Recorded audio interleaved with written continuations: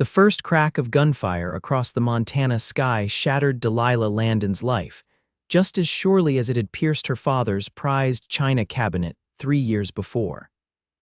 She stood on the porch of what was once her dream home, clutching papers that confirmed what she'd long suspected her husband Gerald had mortgaged their ranch to cover gambling debts, and then abandoned her, fleeing to California with the schoolteacher's younger sister. The year was 1879, and Delilah found herself alone at 26, with nothing but a failing cattle ranch crushing debt and the whispers of Sweetwater Creek's townspeople following her like shadows. Mrs. Landon, the bank manager, Mr. Peterson, shifted uncomfortably on her porch. "I'm afraid without payment by month's end, we'll have no choice but to seize the property." Delilah's fingers tightened around the papers. "Thank you for the courtesy of telling me in person," she said, her voice steadier than her heart. The manager nodded awkwardly before retreating to his carriage. When he was gone, Delilah finally allowed herself to crumple, sinking onto the porch steps as tears blurred her vision. 3 years of marriage to Gerald had given her nothing but betrayal. She'd come to Montana as a hopeful bride, following her husband from her comfortable Pennsylvania home to this rugged territory with dreams of building something together. Instead, she'd been left with nothing but his debts and broken promises. The next morning dawned with merciless clarity. Delilah rose from a sleepless night and surveyed her options. The ranch hands had already left. Gerald hadn't paid them in 2 months. The cattle herd was diminished to a mere 30 head. The vegetable garden was withered in the summer heat from neglect while she'd spent weeks searching for Gerald. With grim determination, Delilah dressed in her work clothes, pinned up her chestnut hair, and headed to the barn. If she was going to lose everything, she would at least try to save something. By midday, the Montana sun beat down without mercy. Delilah wiped sweat from her brow as she struggled to repair the chicken coop. Her inexperienced hands were raw from working with tools she'd barely held before. The sound of approaching hoofbeats made her look up. A tall figure on horseback approached, silhouetted against the sunlight. As he drew closer, Delilah reached for the shotgun she'd taken to keeping nearby. "That's close enough," she called out. The rider stopped, raising his hands slightly. "Don't mean no harm, madam." He was a stranger, broad-shouldered, with a weathered face that spoke of years under the open sky. His eyes, clear blue beneath the brim of his Stetson, assessed her situation with a quick glance. "Name's Lucas Thornton. I'm looking for work. Heard this ranch might be hiring." Delilah almost laughed. "You heard wrong, Mr. Thornton. This ranch is barely standing." Something in her voice must have betrayed her desperation, because instead of riding away, he dismounted. "Mind if I water my horse? Been riding since dawn." She hesitated, then nodded toward the trough. As he led his horse to drink, Lucas surveyed the dilapidated ranch with a careful eye. "Seems like you could use some help, Mrs. Landon. Delilah Landon." She straightened her spine. "And I can't pay for help, Mr. Thornton. Didn't ask for pay yet." He removed his hat, revealing sun-bleached hair and a respectful demeanor that didn't match his rugged appearance. "I'll work the rest of today for a meal. Tomorrow we can talk terms." Delilah wanted to refuse. Pride demanded it, but reality was staring her in the face. The ranch was falling apart around her, and she had less than a month to save it. "I can offer you supper," she conceded. "But I make no promises beyond today." Lucas nodded once, replaced his hat, and without another word, moved toward the broken fence she'd been struggling with all morning. He assessed the damage, gathered the tools scattered on the ground, and began working with efficient movements that spoke of years of experience. By sundown, Lucas had repaired the chicken coop, fixed 50 yards of fence, and chopped enough firewood to last a week. Delilah watched him from the kitchen window as she prepared a simple meal of beans, cornbread, and the last of her preserved peaches. His competence was both a relief and a reminder of how ill-prepared she was for the task of saving her ranch. At the table, Lucas ate with appreciation but not greed. He spoke little, answering her questions about his background with brief responses that revealed he'd been working ranches across the territory for most of his 32 years. "Where are you headed?" she asked, pouring him coffee. "Nowhere particular." He met her eyes. "Been drifting since the war." The Civil War had ended 14 years ago, but Delilah knew many men still carried it with them. She didn't press. "Your husband about?" Lucas asked, his question casual but his eyes watchful. Delilah stiffened. "Gone." She didn't elaborate, and he didn't ask. When the meal was finished, Lucas declined her offer of the barn for the night, instead setting up his bedroll under the stars. Delilah watched from her window as he settled beside a small fire, his figure a solitary silhouette against the Montana night. Morning brought Lucas to her door at dawn, hat in hand. "Got a proposition for you, Mrs. Landon." Delilah invited him in for coffee, listening as he laid out his offer.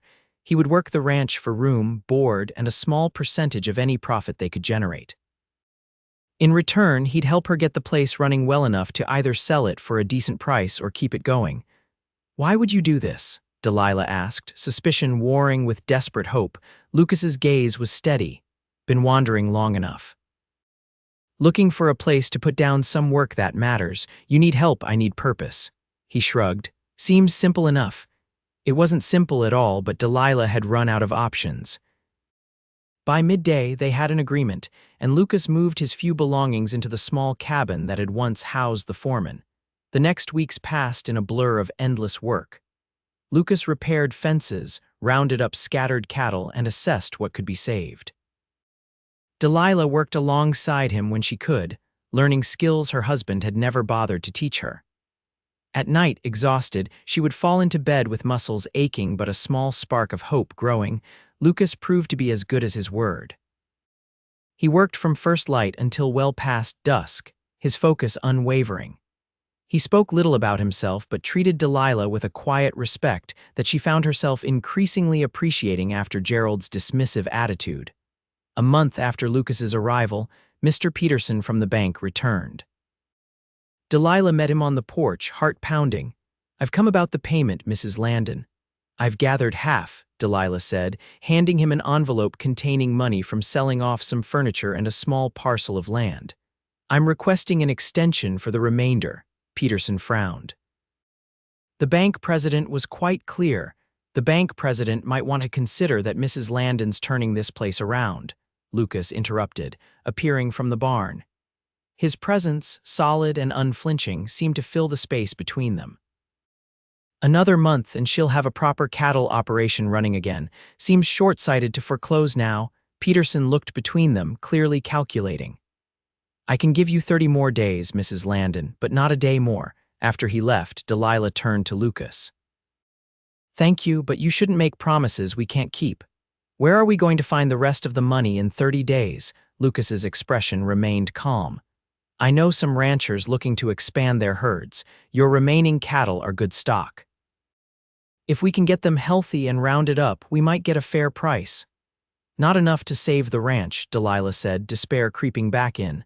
"Maybe not," Lucas agreed, "but enough to give you a choice about what comes next." Something about his words not dismissing her situation, but acknowledging her agency in it touched Delilah deeply. For the first time since Gerald's betrayal, she felt seen rather than pitied. The following weeks intensified their efforts. They worked side by side, mending, building, and planning. Occasionally, Delilah would catch Lucas watching her with an expression she couldn't quite decipher. It wasn't the calculating look Gerald had given her when assessing her father's wealth, nor was it the pity she saw in town. It was something more thoughtful, almost admiring. One evening, as they sat on the porch after a particularly grueling day, Delilah found herself telling Lucas about her marriage, how she'd believed in Gerald's promises of adventure and partnership, only to discover he'd wanted her inheritance and a convenient housekeeper. How he'd gradually stripped away her confidence along with her funds. "I was such a fool," she concluded, staring out at the darkening land. "No," Lucas said quietly, "just someone who believed in promises that should have been kept." His simple understanding loosened something in Delilah's chest. When tears came, she didn't hide them. Lucas sat beside her, a steady presence, offering a handkerchief but no false comfort. The next day, a telegram arrived from Lucas's contacts. A rancher named Blackwell was interested in their cattle but wanted to see them first. He would arrive in 3 days. Those 3 days were a flurry of activity. Lucas and Delilah worked from before dawn until after dusk, rounding up the scattered herd, getting them into presentable condition. The work was exhausting but exhilarating. For the first time, Delilah felt the ranch responding to her care rather than slipping away from her. Mr. Blackwell proved to be a shrewd but fair businessman. He inspected the cattle with a critical eye while Delilah held her breath. "They're decent stock," he finally declared. "I'll take 20 head at $30 each." It was a fair price, better than Delilah had hoped for. The sale would cover most of the remaining debt to the bank. As they finalized the details, Blackwell turned to Lucas. "Thornton, I could use a man with your experience at my operation." "Pay's good, quarters are comfortable." Delilah's heart sank. Of course Lucas would leave. He'd only promised to help her reach this point. "Appreciate the offer," Lucas replied, his expression unreadable, "but I've got commitments here." Later, as they watched Blackwell's men drive the cattle away, Delilah turned to Lucas. "You should have taken that job. This ranch still isn't secure." Lucas's eyes met hers. "Didn't stay for the ranch." The simple statement hung between them, filled with unspoken meaning. Delilah looked away first, uncertain how to respond to the warmth his words kindled. That night, a violent storm swept across the valley. Rain hammered against the roof as lightning split the sky. Delilah was checking for leaks when a particularly fierce gust tore at the house. The sound of splintering would send her rushing to the window in time to see the barn roof partially collapse. Without thinking, she grabbed her coat and ran into the downpour. Lucas was already there, working to free the frightened horses. Together, they managed to lead the animals to safety in a smaller shed, but not before Lucas was struck by a falling beam. He staggered, blood mixing with rain on his forehead. Delilah helped him to the house, her heart pounding with a fear that went beyond concern for a ranch hand. Inside, she sat him by the fire and carefully cleaned the gash on his temple. "That was reckless," she scolded, her fingers gentle despite her words. "Couldn't let your horses drown," he replied, wincing as she applied a cloth. Their faces were close, illuminated by firelight. Delilah suddenly became acutely aware of his presence, the scent of rain and leather, the warmth of his skin beneath her fingers, the steady blue of his eyes watching her. "You could have been killed," she whispered. "Some things are worth the risk." His voice was low, meant only for her. The moment stretched between them, fraught with possibility. Then Lucas gently caught her hand, stopping its nervous movement. "Delilah," he said, her name sounding different in his voice, "I don't want to overstep." She knew what he was asking. The proper response would be to pull away, to maintain the boundaries between employer and employee. Instead, she found herself saying, "You haven't." The kiss that followed was gentle at first, a question rather than a demand. When Delilah responded, it deepened into something that spoke of longing and possibility. In that moment, the storm outside seemed distant compared to the one breaking within her. Fear and hope and desire all mingled together. Lucas was the one who pulled back first. "This isn't why I stayed," he said, his voice rough. "I need you to know that." "I know," Delilah replied, and she did. Lucas had proven himself with actions, not just words, something Gerald had never done. The storm marked a turning point. Though nothing more intimate than that kiss occurred, something had shifted between them. They worked together during the day, rebuilding what the storm had damaged, and in the evenings they began to share more of themselves. Lucas told her about his childhood in Texas, his service during the war, and the restlessness that had driven him since. Delilah spoke of her life in Pennsylvania, her dreams beyond being someone's wife, and gradually, the pain of Gerald's betrayal. When the day came to make the final payment to the bank, they rode into town together. Mr. Peterson couldn't hide his surprise when Delilah counted out the full amount. "Well, Mrs. Landon, it seems you've managed the impossible." "Not impossible," Delilah corrected, "just difficult." Leaving the bank, Delilah felt lighter than she had in years. The ranch was hers, free and clear. It was still struggling, but now its future was in her hands. Lucas suggested they celebrate with dinner at the hotel restaurant, the finest establishment in Sweetwater Creek. Delilah hesitated, aware of the town gossip that would follow, then decided she didn't care. She'd earned this moment. Dressed in her best gown, one that hadn't seen use since before Gerald left, Delilah met Lucas at the restaurant. He'd somehow acquired a proper suit and had his hair trimmed. The sight of him waiting, nervous but determined, made her heart flutter in a way she'd thought was lost to her. Over dinner, they talked about the future. The ranch needed more cattle, better equipment, additional hands. "It's still going to be a struggle," Delilah acknowledged. "Yes," Lucas agreed, "but a worthy one." As they walked back to their horses under a canopy of stars, Lucas stopped and turned to her. "I've been thinking about our arrangement," he began. Delilah's stomach tightened. Was he leaving after all? "The percentage we agreed on, it doesn't seem right anymore." "What would you suggest?" she asked carefully. Lucas took a deep breath. "A partnership, equal stakes in whatever we build." Delilah stared at him. "Why would you want to tie yourself to a struggling ranch?" "Not the ranch, Delilah."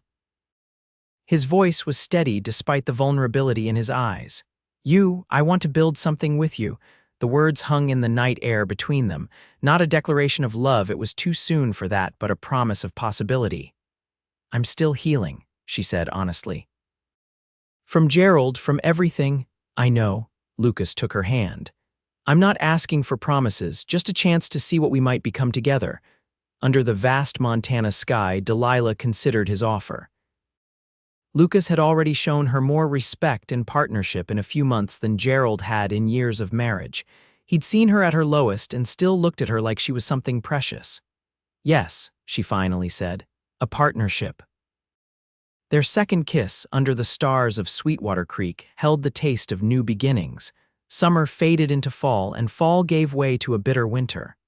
The ranch survived barely, but they survived it together. Lucas moved from the foreman's cabin to a room in the main house, though they maintained separate spaces. Their relationship grew slowly, built on respect and shared purpose rather than fleeting passion. By spring of 1880, they had developed a rhythm to their days. Delilah managed the household accounts and began raising chickens and keeping bees ventures that provided steady income while their cattle herds slowly expanded. Lucas handled the livestock and hired 2 reliable hands to help with the increasing workload. In April, a letter arrived bearing a California postmark. Gerald was seeking a divorce to marry his new companion. He requested nothing from Delilah, apparently having found greater fortunes in gold country. Delilah read the letter twice, waiting for the pain to come. Instead, she felt only relief. When she showed it to Lucas, his only question was whether she wanted to contest it. "No," she said firmly. "Let him go, I already have." The divorce was finalized by summer. On a warm July evening, Lucas asked Delilah to ride with him to the ridge overlooking the valley. There, with wildflowers painting the landscape in vibrant colors, he knelt before her. "I'm not a man of many words," he began, "but I want to say this right. You rebuilt yourself from broken pieces, and watching you do that made me want to be better too. I love you, Delilah. Not just for your strength, but for your kindness, your determination, your heart." He withdrew a simple gold ring from his pocket. "I'm asking if you'll build the rest of your life with me, not as your savior or protector, but as your partner in everything." Tears blurred Delilah's vision as she looked at this man who had never tried to diminish her, who had worked beside her rather than above her, who had seen her value when she'd forgotten it herself. "Yes," she said, her voice clear and certain. "Yes, Lucas." They married in September, a small ceremony in the garden they'd planted together. The ranch hands served as witnesses, along with a few friends they'd made in town. Delilah wore a new dress of deep blue silk, and Lucas couldn't take his eyes off her as they spoke their vows. That night, as husband and wife, they discovered each other with tender exploration and growing passion. Lucas's touch was reverent, patient, teaching Delilah that physical love could be a conversation rather than a demand. In his arms, she found both safety and exhilaration, a combination she hadn't known was possible. "I never thought I'd find this," she whispered afterward, her head on his chest. Lucas's fingers traced patterns on her bare shoulder. "Nor I, spent too many years running from ghosts. And now." His arms tightened around her. "Now I'm home." The years that followed brought challenges and joys in equal measure. The winter of 1881 was brutal, claiming several cattle despite their best efforts. Spring brought flooding that washed out part of their eastern pasture. But it also brought news that Delilah was expecting their first child. Lucas received this information with wonder and no small amount of terror. Having never known his own father, he confessed his fears of inadequacy to Delilah one night as they lay in bed, his hand resting protectively over her growing belly. "You won't be like him," Delilah assured him. "You know how to love, Lucas. I've seen it every day." Their daughter, Emily, was born in October, a strong, healthy girl with her father's blue eyes and her mother's determined spirit. Lucas held her with hands that had branded cattle and built fences, now gentle enough to cradle new life. As Emily grew, the ranch prospered. They added a second story to the house, hired more hands, and expanded their herd significantly. Delilah's honey became sought after throughout the territory, providing a steady income alongside the cattle operation. Lucas's reputation for fair dealing and quality stock spread, bringing buyers from as far as Denver. 2 years after Emily's birth, their son James joined the family. Lucas taught Emily to ride almost as soon as she could walk, while Delilah read to both children every night, determined they would have the education she'd valued in her own upbringing. In 1885, they faced their greatest challenge when a wealthy cattle baron attempted to force smaller ranchers out of the valley. Threats were made, cattle mysteriously disappeared, and water rights were contested. Lucas and Delilah joined forces with neighboring ranchers to stand against the intimidation. The conflict came to a head when one of their neighbors was found beaten nearly to death. Lucas joined the group of men planning retaliation, but Delilah proposed a different approach. Using her education and connections from her Pennsylvania days, she wrote to newspapers in Helena and even as far as St. Louis, exposing the baron's tactics. The resulting scandal and legal scrutiny forced the baron to retreat. The victory was sweet, not just for saving their ranch but for how they'd achieved it together, each using their strengths for their shared future. On their 10th anniversary in 1890, Lucas surprised Delilah with a trip to San Francisco, something she'd mentioned wanting to see years earlier. They left the children with their trusted foreman and his wife for 2 weeks of exploration and rediscovery. In a luxurious hotel overlooking the bay, Lucas presented Delilah with a leather-bound journal. "What's this?" she asked, opening it to find blank pages. "For your writing," he explained. "I've seen how you scratch out stories after the children are asleep. Thought maybe it's time those stories found a proper home." Delilah was speechless. She'd never told Lucas about her secret ambition to write, believing it frivolous compared to the practical needs of the ranch. "How did you know?" His smile was gentle. "I see you, Delilah, always have." That night, as moonlight filtered through their window, Delilah reflected on the journey that had brought her here. Gerald's betrayal had once seemed like the end of everything. Instead, it had been the painful beginning of a life richer than she could have imagined. In Lucas's arms, she whispered, "Thank you for helping me rebuild." He kissed her temple. "You rebuilt yourself, Delilah. I just had the good sense to recognize a masterpiece in the making." By the turn of the century, the Thornton Ranch was one of the most successful operations in the territory. Emily was engaged to the son of a neighboring rancher, while James was studying at the university in Helena. Delilah had published 2 volumes of frontier stories under her own name, earning recognition beyond Montana. Lucas, his hair now streaked with silver but his eyes still clear blue, often joked that he'd gotten the better end of their partnership. Delilah would disagree, reminding him of the broken woman he'd found trying to fix a chicken coop all those years ago. "Not broken," he would correct her, "just temporarily bent." On warm evenings, they still sat together on the porch, watching the sun set over land they'd shaped with their combined labor and love. Sometimes they spoke of the future grandchildren, travel, new ventures. Sometimes they simply sat in comfortable silence, hands intertwined. What had begun as a desperate arrangement had blossomed into something neither could have predicted: a love built on mutual respect, shared purpose, and the daily choice to see the best in each other. Through hardship and joy, loss and triumph, They had created not just a successful ranch, but a true partnership that healed old wounds and forged an unbreakable bond. Delilah often thought that the true measure of their love wasn't in grand gestures, but in the thousand small ways they supported each other's dreams, forgave each other's failures, and celebrated each other's strengths. Lucas had indeed built her a life of love she'd never known, not by rescuing her, but by believing she was always worth the effort of building something extraordinary together. And in the end, that was the greatest gift of all.